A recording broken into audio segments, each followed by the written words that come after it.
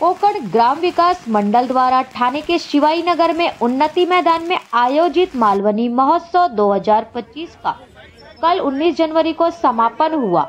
मालवनी महोत्सव रविवार 19 जनवरी शाम को भाजपा प्रदेश कार्यकारी अध्यक्ष विधायक रविंद्र चौहान की प्रमुख उपस्थिति रही। इस खास मौके पर विधायक संजय केलकर, भाजपा ठाणे जिला अध्यक्ष संजय वागुले, मालवनी महोत्सव के आयोजक सीताराम राणे, परिवहन सदस्य विकास पाटिल, मंडल के विनोद देसाई, संदीप शिंदे आदि मान्यवर की उपस्थिति रही। विधायक रविंद्र चौहान ने बताया कि उनके राजनीति की शुरुआत इस मालवनी महोत्सव से हुई। उन्होंने कहा, मेले में विराजित गणपति बाप्पा का आशीर्वाद मिला, जिस वजह से वे राजनीति में सफल होते गए। आगे बोलते हुए उन्होंने कहा, बीते विधानसभा इलेक्शन में कोकणी आदमी ने कोकण में 39 से 35 सीट महागठबंधन को मिली। जल्द ही मुख्यमंत्री ने कोकण विकास के लिए एक महामंडल स्थापना की शुरुआत की। वो महामंडल जल्द ही अस्तित्व में आएगा। इस खास मौके पर उन्होंने कहा कि आयोजक सीताराम राणे ने पूर्व केंद्रीय मंत्री सांसद नारायण राणे द्वारा मुंबई में शुरू की गई मालवनी महोत्सव से प्रेरणा लेकर ठाणे में इस मालवनी महोत्सव को करते हुए 26 साल पूर्ण किए।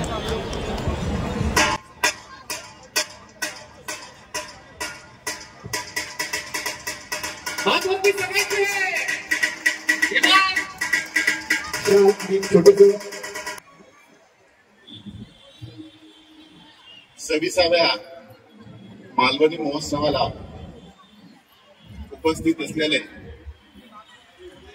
सन्माननीय माजी कॅबिनेट मंत्री, सार्वजनिक बांधकाम मंत्री, भारतीय जनता पार्टीचे प्रदेश कार्याध्यक्ष कोकण सुपुत्र ज्यांनी भारतीय जनता पक्षाच्या पालघर असेल, सिंधुदुर्ग असेल या सांभाळल्यानंतर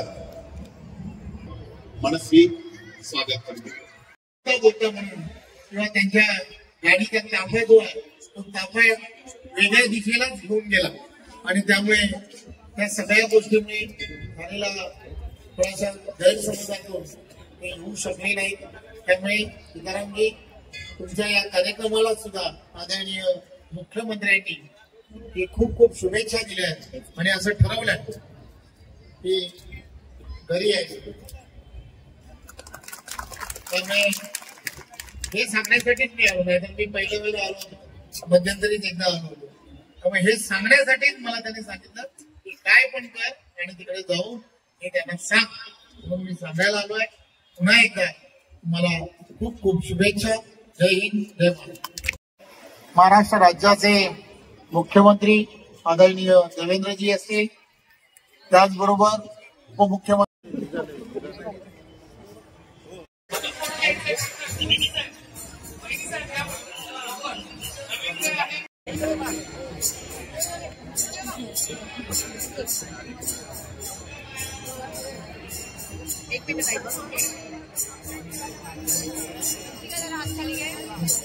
मला फुगडी पाहिजे आम्हाला।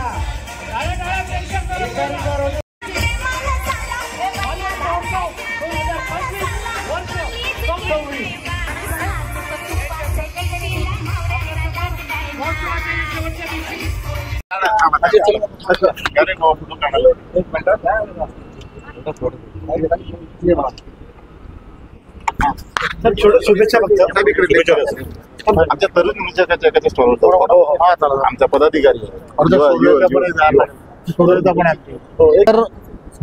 लालबागचा नाही डोंबवली सीताराम राणे यांचा हा कोकण महोत्सव हा संपूर्ण ठाणे जिल्हा असेल किंवा याची सुरुवात मला आठवते 26 वर्षा अगोदर सुद्धा मी या कोकण महोत्सवाला आलो होतो। त्यामुळे सातत्याने या कोकण महोत्सवाची लोकांपर्यंत आणि लोकांना एक बेंचमार्क, एक वर्षातून एकदा ठाणेकरांना मेजवानी जर कोणाला करायची असेल तर या कोकण महोत्सवामध्ये लोक येत असतात। असा असणारा कोकण महोत्सव आणि इथलं असणारं त्यांचं मंदिर आणि त्या मंदिरामध्ये असणारा गणपती आता नवसालाच पावतो। त्यामुळे अनेकांना इथे आल्यानंतर वेगवेगळ्या पद्धतीची प्रचिती मिळाली आहे, मला सुद्धा मिळाली आहे। त्यामुळे त्यांनी आग्रहाने मला इथे बोलवलं आणि त्यामुळे मला खात्री आहे की आमचा पण आणि त्यांच्याबरोबर त्यांचा सुद्धा येणाऱ्या काळात उत्कर्ष होईल, यात काही शंका नाही. आदरणीय मुख्यमंत्री देवेंद्रजी, आदरणीय उपमुख्यमंत्री एकनाथराव शिंदेजी, आदरणीय अजितदादा, तर महायुतीचं सरकार आलं आहे. या अगोदर मुख्यमंत्री म्हणून एकनाथ शिंदेजी आणि उपमुख्यमंत्री देवेंद्रजी आणि अजितदादा महायुतीमध्ये काम करत असताना कोकणामधील असणाऱ्या अनेक विषयाला एक वेगळ्या पद्धतीची गती मिळाली पाहिजे, यासाठी मंडळ निर्माण व्हावं, याची एक आखणी मी त्यावेळच्या काळामध्ये सुरू केली.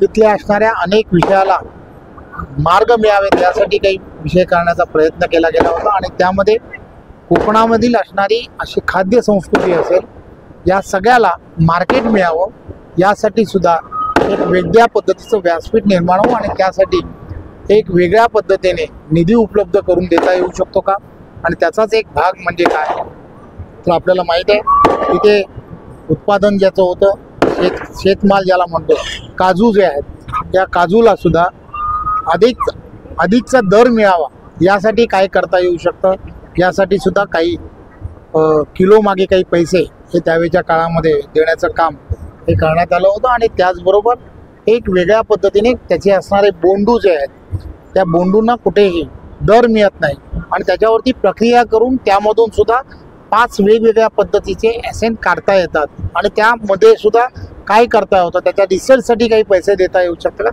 तर सरकार म्हणून ते देण्याचं काम हे सरकारने केलं. त्यामुळे ह्या सगळ्याला आता म्हणजे या सगळ्याची फलश्रुती ज्याला म्हणतात त्याची आता वेळ आली आहे आणि मला खात्री आहे की लवकरच या सगळ्या गोष्टी सुरू होतील. धन्यवाद.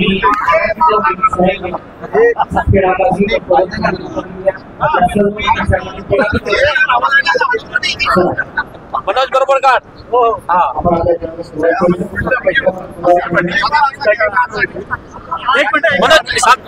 परवाच्या प्रथम फेरीमध्ये प्राथमिक फेरीमध्ये ज्या वर्षामध्ये निवड झालेली त्याच्या काही वर्षांची पण आम्ही त्यांची नावं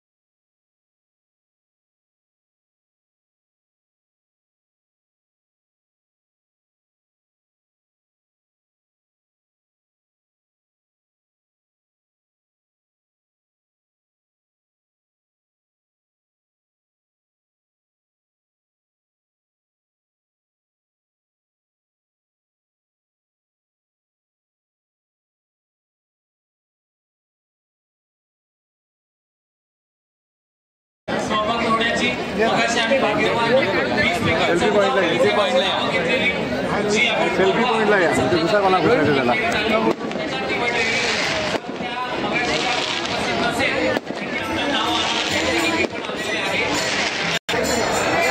दोन रस्ता क्रॉस करतो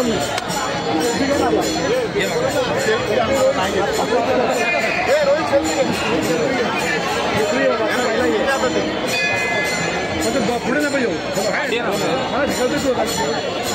माझा हा येस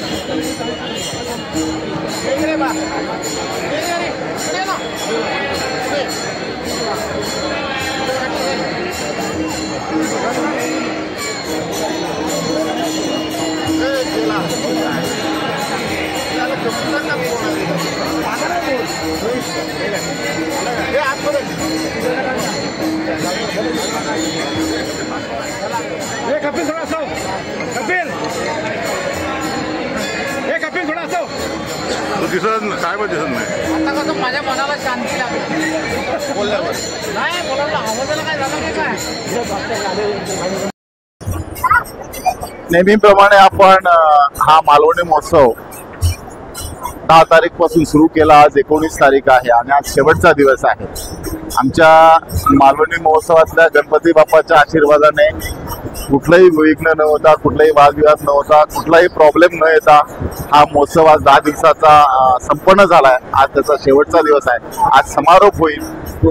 समाधान वाटतं या गोष्टीचं की आम्ही जो उद्देश डोळ्यासमोर ठेवून हा उत्सव सुरू केला होता त्याचा आता चांगल्या प्रकारे लोकांना उपयोग व्हायला लागलाय, फायदा व्हायला लागलाय. विशेषतः आमच्या कोकणातला शेतीपूरक व्यवसाय करणाऱ्या शेतकऱ्यांना त्याचा मोठ्या प्रमाणात उपयोग होतोय आणि समाधान वाटतं की आमचे शेतकरी आनंदी आहे, समाधानी आहेत. इथे जे व्यावसायिक येतात ते अगदी हसत आनंदाने आमचा व्यवसाय चांगला झाला असं म्हणत जातात आणि हे कुठेतरी मनाला समाधान वाटतं आणि एक आनंद आहे की सुरुवातीला म्हटल्याप्रमाणे हे 10 दिवस कसे गेले ते कळले नाहीत आणि ते निर्विघ्नपणे पार पडले. हे आमच्या गणपती बाप्पाची कृपा म्हणायला पाहिजे.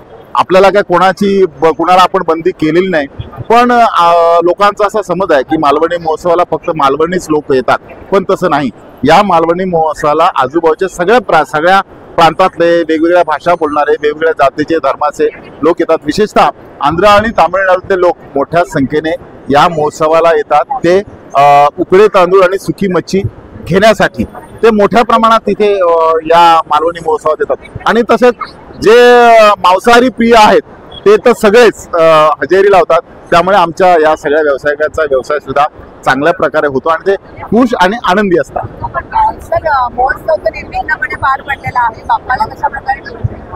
बाप्पाला निरोप काय बाबा, आमची काही चूक झाली असेल माफ कर आणि असंच दरवर्षी तुझं आगमन चांगल्या पद्धतीने हो आणि लोक सुद्धा तुझ्या कृपेने आनंद घेऊ, एवढंच बाप्पाला सांग. थँक्यू.